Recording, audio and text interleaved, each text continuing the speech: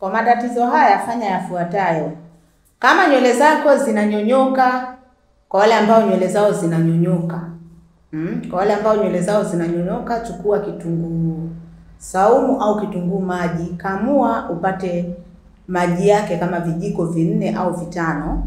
Ukishaona hivyo, osha nywele zako ziwe safi. Usiku wakati wa kulala, kata nywele zako kwa chanuo kidogo kidogo, alafu sugulia yale maji ya kitunguu maji na kitunguu saumu katika nywele zako au katika mashina ya nywele zako. Na ukishafanya hili zoezi, lala mpaka asubuhi, alafu amka asubuhi, chemsha maji ya uvuguvugu, alafu osha nywele zako. Fanya hili zoezi kwa muda wa siku 7. Kwa wale ambao nywele zao zinanyanyuka, basi tatizo lao kulitaisha.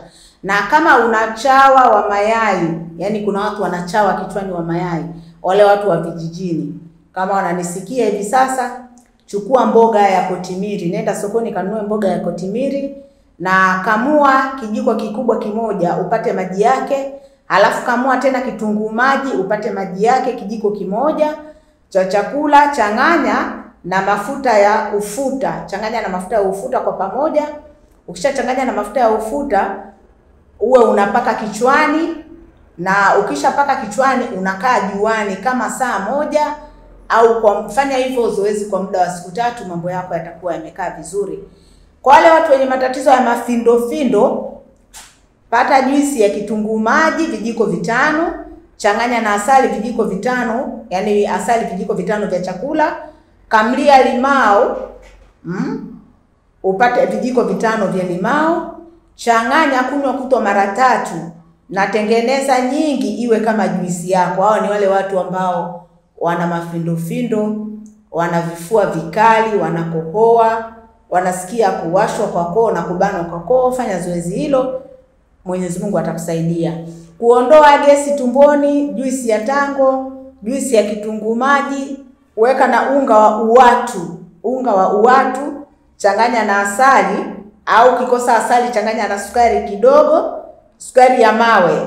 Kienda maduka ya dawa utakutana na hiyo sukari ya mawe. Kila unapotaka kula usiku, jaribu kutanguliza kunywa hiyo, alafu au lamba au kunywa, ili kuweza kuondoa hiyo hali ulionayo. Usiku wakati wa kulala hautasikia tena gesi tumboni kwako.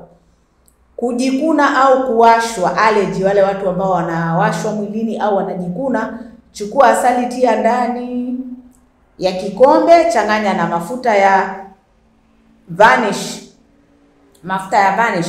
changanya tena na mafuta ya waridi au marashi jabali, paka panapowasha au maeneo yanayowasha.